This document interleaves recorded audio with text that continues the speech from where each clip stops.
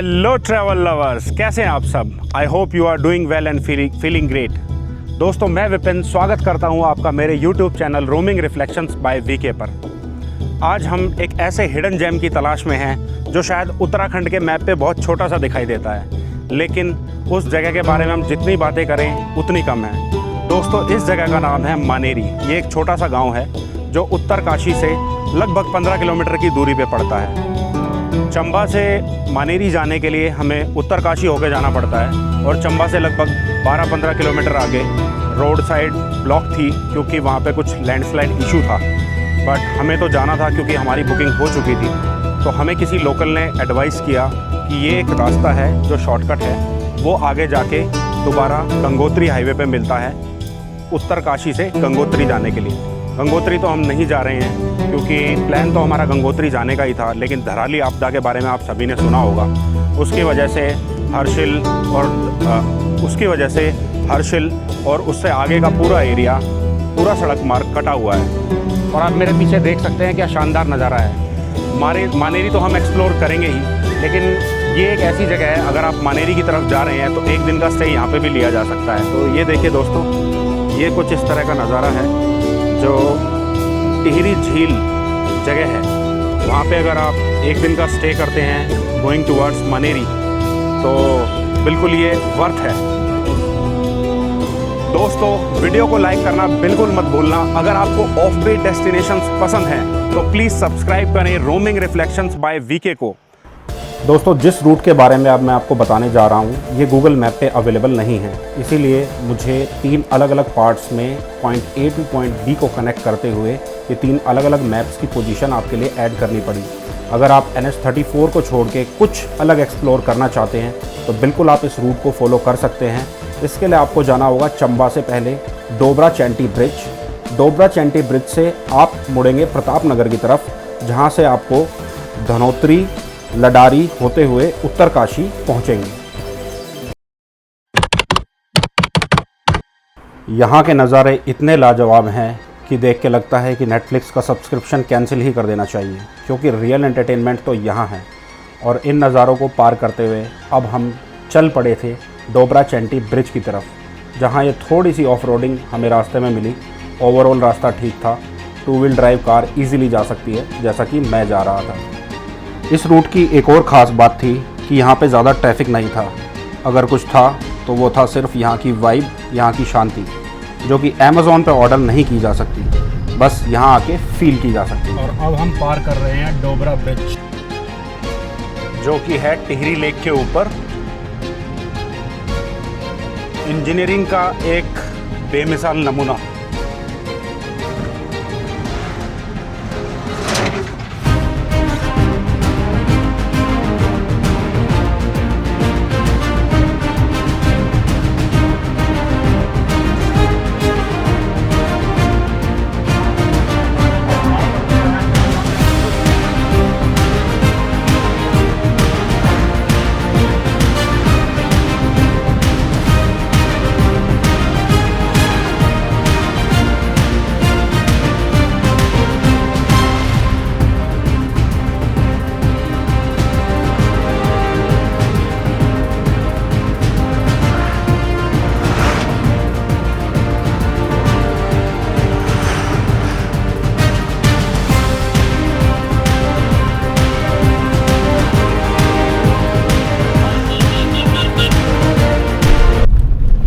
डोबरा bridge cross करने के बाद कुछ इस तरह की ऑफ रोडिंग आ रही है। उत्तरकाशी अभी भी यहाँ से लगभग 70 किलोमीटर दूर दिखा रहा है। रास्ता बहुत ख़राब है due to rainfall, due to weather. JCB लगी हुई है काम करने के लिए।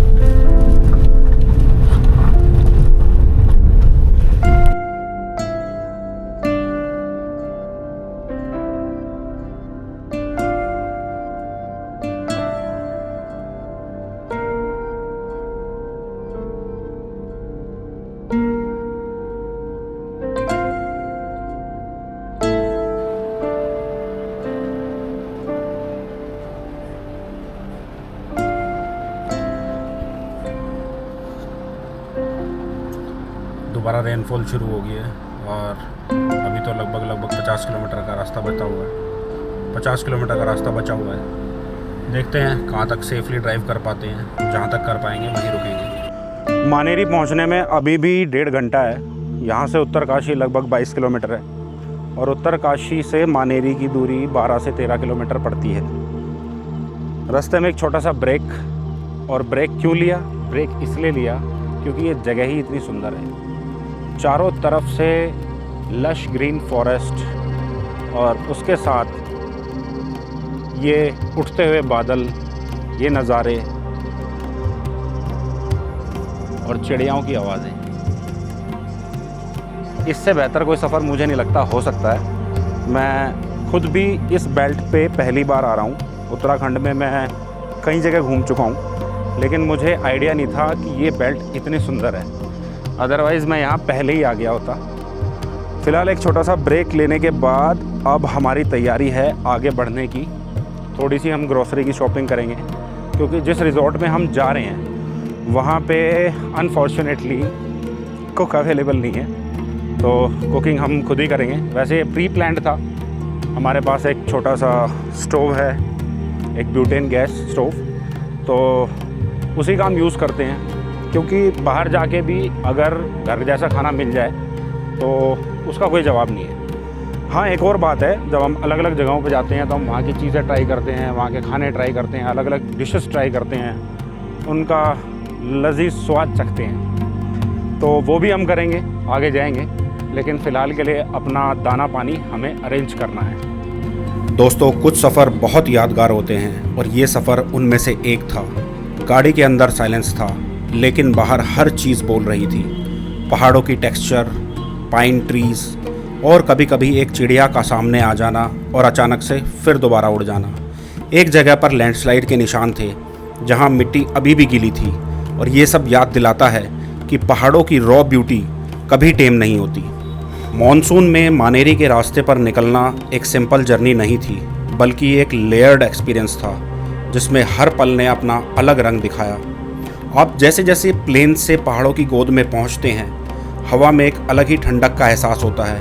मिट्टी में एक अलग ही खुशबू होती है जो सिर्फ पहाड़ों में महसूस की जा सकती है। कभी कभी क्लाउड्स इतने पास आ जाते हैं कि लगता है हाथ बढ़ा के छू लूँ। एक मोड़ पर पुराना वुडन ब्रिज मिला जिसके पास एक लोकल शेपर्ड अपनी बकरियों के साथ बैठकर फ्लूट बजा रहा था। उसकी धुन हवा में घुल गई थी। दोस्तों, यहाँ हर एक मोड़ एक सिलाई की तरह था जो मिस्ट से भरे वैलीज और पाइन ट्रीज के बीच से गुजरता गया। क्लाउड इतने पास थे कि लगता था जैसे नेचर खुद अपने कैनवस पर ब्रश स्ट्रोक्स मार रहा हो। कभी कभी गाड़ी चल रही थी, लेकिन ऐसा लगता था जैसे आप खुद पहाड़ों के टेक्सचर में घुल रहे हो, एक थ्रेड की तरह जो हर लैंडस्केप का फैब्रिक में अपना अलग रंग छोड़ता जा रहा था। और जब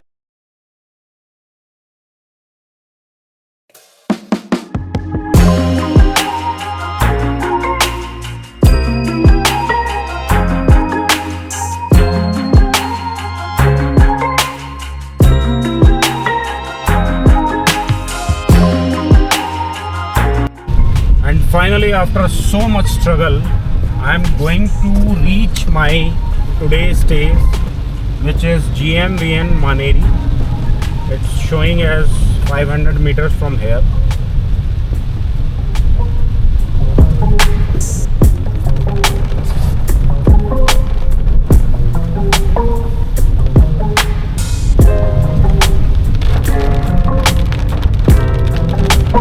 Finally, we reached to GMVN Tourist Rest House Maneri. तो अब प्रॉपर्टी में चेक इन कर लिया है और इन वादियों का नज़ारा ले रहे हैं। तो एक टूर प्रॉपर्टी का भी बनता है और वो मैं आपको ज़रूर कराऊंगा, जैसे कि मैं हमेशा कराता हूँ। तो ये कुछ ऐसा यहाँ से इसका एंट्री पॉइंट है। इनके पास इन हाउस पार्किंग नहीं है, लेकिन यहाँ पे कुछ सेफ़ एरियाज़ हैं, जैसे कि ये साइड में मेरी कार पार्क है और ये यहाँ का एंट्रेंस है। और जैसे ही हम आगे चलते हैं, ग्राउंड फ्लोर पे और फर्स्ट फ्लोर पे अलग अलग टाइप के रूम्स हैं। जैसे कि इन्होंने हमें 2 रूम्स अलॉट किए हैं, जिनमें से एक ये रूम है 101 और एक ये रूम है 102। रूम एज एक्सपेक्टेड GMVN है तो बिल्कुल स्पेशियस है। अभी यहाँ थोड़ी देर के लिए इलेक्ट्रिसिटी कट, पावर कट है। अभी यहाँ थोड़ी देर के लिए पावर कट चल रहा है, तो इसलिए उतना अच्छा व्यू शायद नहीं मिल पा रहा होगा, लेकिन फिर भी नेचुरल लाइट के बेसिस पे जितना अच्छा मैं व्यू निकाल सकता हूँ मैं कोशिश करूँगा। और ये एक हमारा बेड है, आई थिंक 6x6 का है, अच्छा बेड है। और यहाँ सामने एक सोफ़ा लगा हुआ है और ये इसका ड्रेसिंग टेबल है। साथ में अलमीरा है जिसमें आप अपना सामान रख सकते हैं। और यहाँ पे कुछ ब्लैंकेट वगैरह पड़े हुए हैं। मुझे तो नहीं लगता अभी आज जिस तरह का मौसम है मुझे ब्लैंकेट की नीड होगी, फिर भी रात को अगर मौसम बदलता है तो डेफिनेटली मुझे भी नीड हो सकती है। बाकी एक लाइट ब्लैंकेट यहाँ बेड पे पड़ा हुआ है। और जो सबसे इंटरेस्टिंग पार्ट है, मतलब मैं ये एक्सपेक्ट भी नहीं कर रहा था कि कुछ इस तरह का होगा, क्योंकि आप पिक्चर्स देख के जब बुक करते हैं तो ये व्यू आप एक्सपेक्ट नहीं कर सकते। आपके ठीक सामने भागीरथी नदी बह रही है जिसकी आवाज़ आप क्लियरली सुन सकते हैं। और ये कुछ ऐसा बालकनी व्यू है यहाँ का, जिसमें अगर आप ऊपर देखते हैं तो आपको साक्षात बादलों के दर्शन होंगे। ये देखिए, and this is the beauty of this place Maneri.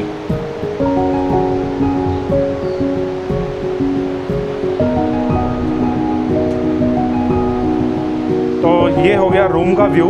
अब थोड़ा सा हम एक्सप्लोर और करते हैं प्रॉपर्टी को कि किस तरह का यहाँ पे डाइनिंग एरिया है।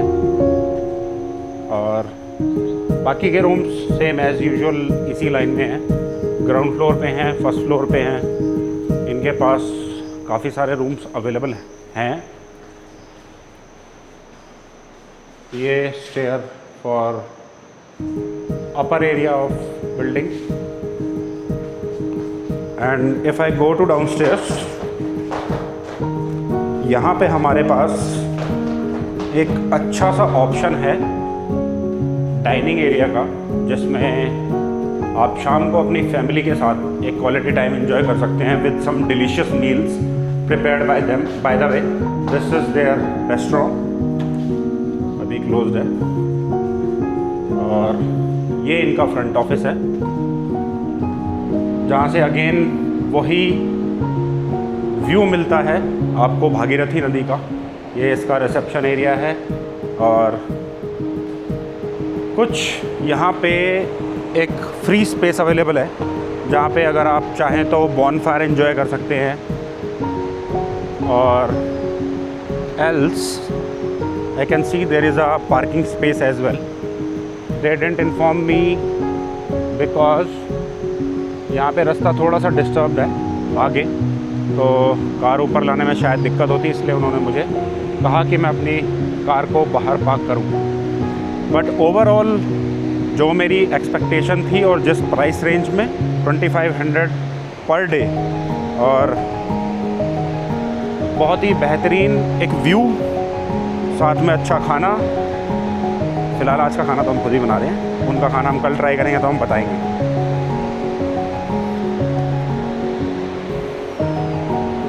और हल्की हल्की बारिश के साथ अगर आप बाहर इस मौसम को महसूस करते हैं तो ये ट्रिप का पैसा वसूल मोमेंट होगा।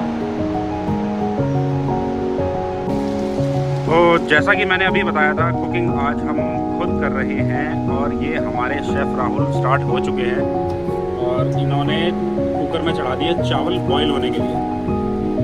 उसके बाद ये इसका फ्राइड राइस बनाएंगे, या ये इसको पुलाव में कन्वर्ट करेंगे, या इसके साथ दाल बनाएंगे। ये एक मिस्ट्री है, इन्होंने अभी तक हमें बताया नहीं है, बनने के बाद पता लगेगा। ये एक मिस्ट्री है, मैं यही एक्सपेक्ट कर रहा था। ये हमारा एक पोर्टेबल सा स्टोव है और ये हमारा मसाला और चावल हमने इसमें ऐड कर दिया है। And again the same view, the river view, over and out. दोस्तों, सुबह के नाश्ते के बाद मैं होटल से यूं ही एक रैंडम वॉक पे निकला था, और होटल के थोड़ी ही पास एक आर्मी हॉस्पिटल है। तो आर्मी हॉस्पिटल के सामने से जब मैं निकल रहा था तो मैंने देखा वहाँ पे इंडिपेंडेंस डे सेलिब्रेशन चल रहा है, और मुझे प्राउड मोमेंट एक्सपीरियंस करना था, तो मैं शामिल हो गया उनके साथ। दोस्तों, क्या आपको कभी इस तरह इंडिपेंडेंस डे मनाने का मौका मिला है? अगर हाँ तो कमेंट बॉक्स में ज़रूर बताइएगा, क्योंकि मेरा तो ये पहला एक्सपीरियंस था।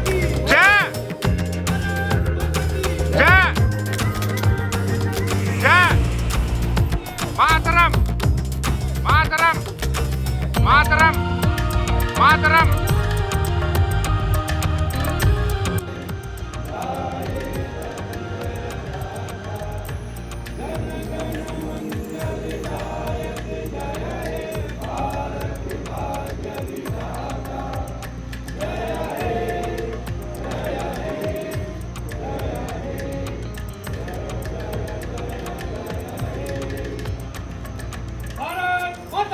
जय जय जय मातरम मातरम मातरम।